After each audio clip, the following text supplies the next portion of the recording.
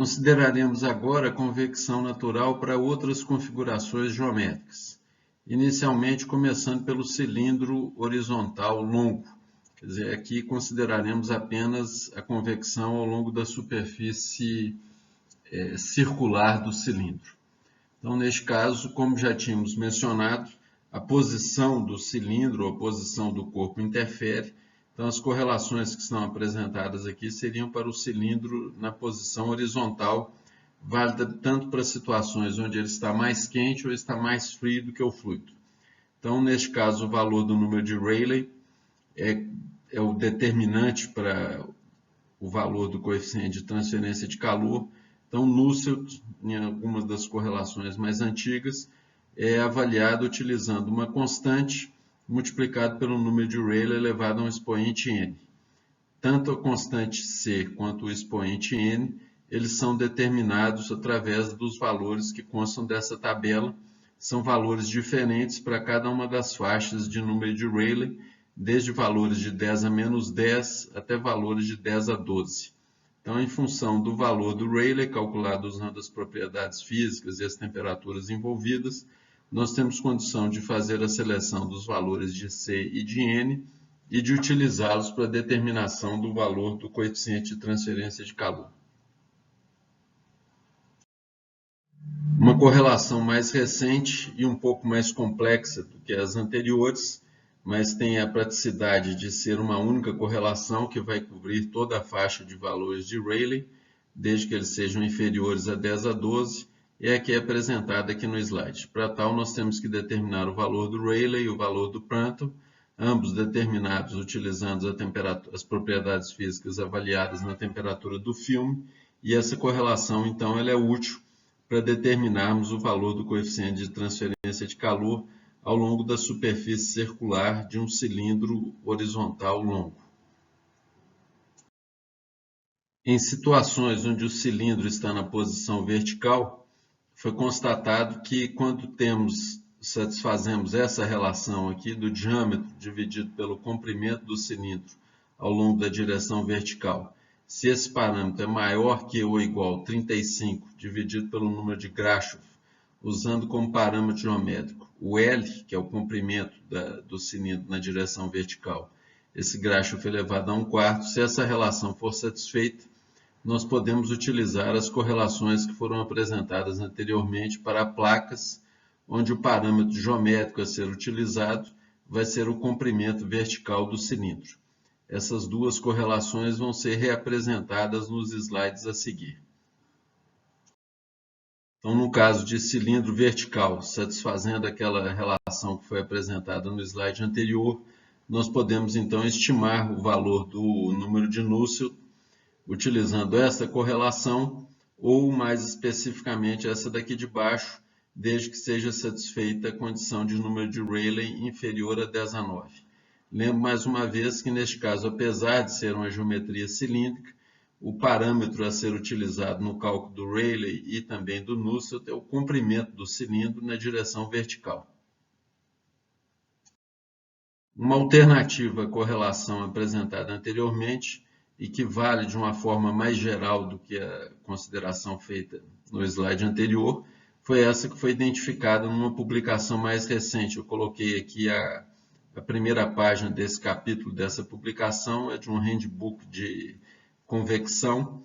Então, neste texto é apresentada uma correlação válida para cilindro vertical que pode ser utilizada de uma forma mais geral do que aquela anterior. Neste caso aqui, como informado, o número de Nusselt e o número de Grashof são baseados no comprimento do cilindro na direção vertical. Então, essa correlação pode ser utilizada e ela não tem aquela restrição de só poder ser satisfeita se houver uma determinada relação entre o diâmetro e o comprimento do cilindro ao longo da direção vertical.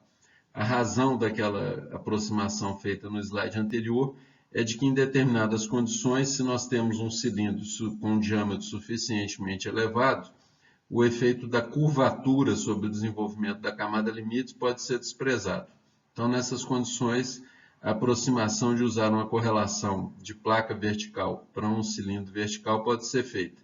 essa daqui não tem a limitação do caso anterior e pode ser então utilizada desde que sejam satisfeitas essas condições de se utilizar o L como parâmetro geométrico para a estimativa do número de Grashof e do número de Nusselt. Aqui é proposto um exemplo de aplicação das correlações que foram apresentadas até o momento relativas à parte de cilindro. Está sendo considerado um cabo horizontal com diâmetro de 25 milímetros e uma taxa de dissipação de energia equivalente a 30 watts por metro. Se a temperatura ambiente for de 27 centígrados, nos foi solicitada a determinação da temperatura superficial do cabo. Recomendo aqui que vocês pausem o vídeo mais uma vez e procurem resolver este exemplo utilizando as correlações que foram apresentadas anteriormente. Um sumário das informações que foram fornecidas no exemplo é a dimensão do cabo, o diâmetro dele e a temperatura do ar que está envolvendo, que a temperatura T infinito igual a 27 centígrados. O que foi solicitado a ser calculado é a temperatura superficial do cabo. Vocês observem que para determinar essa temperatura superficial, nós temos que estabelecer um balanço de energia para o cabo, né? Considerando que a taxa de dissipação dele por efeito Joule, pela passagem da corrente elétrica, vai ser igual à taxa de dissipação ou à taxa de perda de energia através da superfície do cabo. Então, podemos dizer que a taxa de dissipação que foi fornecida é igual à taxa de perda de calor do cabo para o ambiente. Então, logicamente, para determinarmos TS, é necessário que conheçamos o valor do coeficiente de transferência de calor. O valor da taxa de dissipação foi fornecida considerando um comprimento unitário da tubulação ou do cabo. Então, neste caso, o L foi assumido como sendo 1. E aí, através da equação do balanço de energia, nós conseguimos isolar o valor da temperatura superficial do cabo. Encontramos que ele deve ser de 382 dividido pelo coeficiente de transferência de calor, acrescido da temperatura T infinito, que é 27. Constata-se aqui que para a determinação dessa temperatura superficial, nós temos que conhecer o valor do H. A dificuldade que surge é que para a estimativa do H, nós precisamos de determinar as propriedades físicas do fluido na temperatura do filme, que é a média entre a temperatura superficial, que nós não conhecemos, e a temperatura T infinito. Neste caso, devemos arbitrar ou formular um chute inicial para essa temperatura superficial, para efeito de estimativa das propriedades físicas. Depois, determinado o valor do H, nós devemos comparar o valor de temperatura superficial calculado com o valor que foi formulado no chute inicial. Caso esses dois valores estejam muito discrepantes, nós temos que refazer o problema utilizando o resultado de temperatura superficial calculada através da estimativa do valor de H. Como adiantado no slide anterior, nós vamos formular inicialmente um chute inicial para a temperatura superficial. O valor proposto aqui foi de 77 centígrados. Com esse valor de 77 centígrados, a temperatura do filme é 52 centígrados ou 325 Kelvin. Consultando as tabelas do apêndice do livro do Incropera, nós podemos obter os valores de todas as propriedades físicas e, considerando que o ar seja um gás ideal, nós conseguimos ir fazendo uma estimativa do valor do coeficiente de expansão volumétrica, sendo 1 dividido pela temperatura absoluta do ar, estimada na temperatura do filme. Com esses valores todos das propriedades, nós temos condição de determinar o número de Rayleigh e, a partir dele, determinar o valor de Nusselt e do valor do coeficiente de transferência de calor.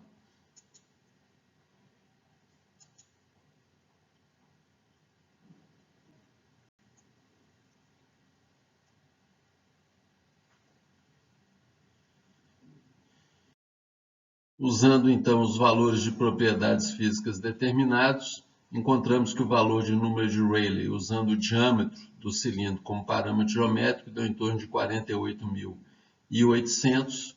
Como este valor é inferior a 10 a 12, estamos lidando com o caso de um cilindro na posição horizontal, nós determinamos o valor do número de Nusselt.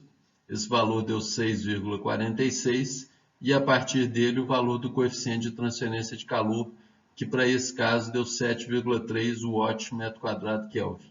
Com esse valor, nós podemos retornar à equação do balanço de energia e fazermos a estimativa da temperatura superficial do cabo. Retornando à equação do balanço de energia, nós temos a expressão aqui para a estimativa da temperatura superficial, 382 dividido pelo H mais 27. Substituindo o valor do H, nós encontramos uma temperatura de 79 centígrados, que está muito próxima daquela do chute inicial, que foi de 77 centígrados. Então, não tem necessidade de procedermos à iteração para alteração nos valores das propriedades físicas. Nesse slide é proposto um exercício para vocês desenvolverem. É um exercício de importância fundamental para aqueles que gostam de tomar bebidas geladas e rapidamente, que é a determinação de qual seria a posição mais conveniente para resfriar uma latinha de refrigerante em uma geladeira. Seria a posição vertical ou horizontal, que é solicitado que vocês justifiquem a resposta, formulem as considerações feitas e embasem as respostas ou a resposta obtida com cálculos. Neste caso, vocês devem proceder a medições das dimensões da latinha, das considerações relativas à temperatura no interior da geladeira e propor uma abordagem para resolver essa questão que tem sido razão de grandes discussões ao longo dos anos. Então, esse exemplo será discutido em sala e analisaremos, então, qual que seria ou qual que deve ser a posição mais recomendada para inserirmos essas latinhas de refrigerante em uma geladeira. Uma geometria final que consideraremos neste capítulo de convecção natural é a geometria esférica. Neste caso aqui é apresentada uma correlação que permite determinarmos o coeficiente de transferência de calor por convecção natural para escoamento em torno de uma esfera. Vocês observem novamente aqui o 2, que nós já havíamos deduzido anteriormente como sendo o menor valor de Nusselt em situações onde o fluido que envolve a esfera está absolutamente estagnado, e aqui uma contribuição que está associada ao movimento do fluido induzido por uma variação de densidade dele decorrente de variações de temperatura. Então essa correlação propõe o número de Nusselt em função do número de Rayleigh e do número de Prandtl, como aconteceu nas correlações que vimos anteriormente para cilindro. Essa correlação ela é válida para gases, normalmente gases têm valores de número de Prandtl próximo de 0,7 ou superiores, e para valores de número de Rayleigh até 10 a 11. Aqui temos um exemplo que estabelece que nós temos uma condição de operação em regime estacionário, no caso de um bulbo de uma pequena lâmpada incandescente de 20 watts. Foi determinado que a temperatura da superfície do bulbo está a 125 centígrados e a temperatura do ambiente das paredes do recipiente onde essa lâmpada está posicionada estão a 25 centígrados. Solicitou que nós consideremos o bulbo como sendo uma esfera com 40 milímetros de diâmetro e que a emissividade superficial do bulbo seja 0,8. E o que nos é solicitado é que determinemos a taxa de transferência de calor da superfície do bulbo para o ambiente. Lembramos que, nesse caso, essa taxa de transferência de calor vai ser um somatório das contribuições da convecção e da radiação. Para avaliarmos a contribuição da convecção, nós temos que determinar o coeficiente de transferência de calor do bulbo da lâmpada para o ar ambiente. Aqui temos um sumário das informações fornecidas, o diâmetro da lâmpada, considerada como uma esfera, a temperatura superficial do bulbo, 125 centígrados, a sua emissividade e a temperatura T infinito do ar. Então, a taxa de perda de energia do bulbo para o ar e vizinhança é a soma das contribuições da convecção e da radiação. πd ao quadrado corresponde à área superficial de uma esfera. Essa primeira parcela fornece a contribuição da convecção e essa segunda, uma expressão já conhecida nossa, fornece a contribuição da radiação. Para avaliar a contribuição da convecção, nós temos que determinar o coeficiente de transferência de calor. Para tal, utilizamos as propriedades físicas do fluido estimadas na temperatura do filme. Nesse caso, é a média entre TS e T infinito, 75 centígrados, equivalente a 348 Kelvin. No caso aqui, eu obtive as propriedades do fluido a 350 Kelvin, consultando as tabelas do apêndice do livro do Micropera. Então, temos os valores de densidade, viscosidade cinemática, Prandtl, condutividade térmica do ar, difusividade térmica e o valor do coeficiente de expansão volumétrica, considerando mais uma vez o ar como sendo um gás ideal. Com estes valores é possível determinarmos o valor do Rayleigh e logo a seguir o valor de Nusselt e do coeficiente de transferência de calor. Então, determinando o número de Rayleigh usando as propriedades físicas e temperaturas fornecidas, nós obtemos um valor de aproximadamente 288.000 e utilizando a correlação que foi proposta, é satisfeito os critérios de validade da correlação, então determinamos o valor do número de Nusselt, que deu em torno de 12,5, e a partir dele o valor do H, que deu um valor de 9,4 watts metro quadrado Kelvin. Finalmente, com os valores determinados anteriormente, nós podemos contabilizar então a taxa de perda de calor através da superfície do bulbo. Temos aqui a área superficial do bulbo, considerado como sendo uma esfera, a parcela decorrente da perda por convecção e a parcela associada à perda devido à radiação. O valor total obtido foi de 8,6 watts.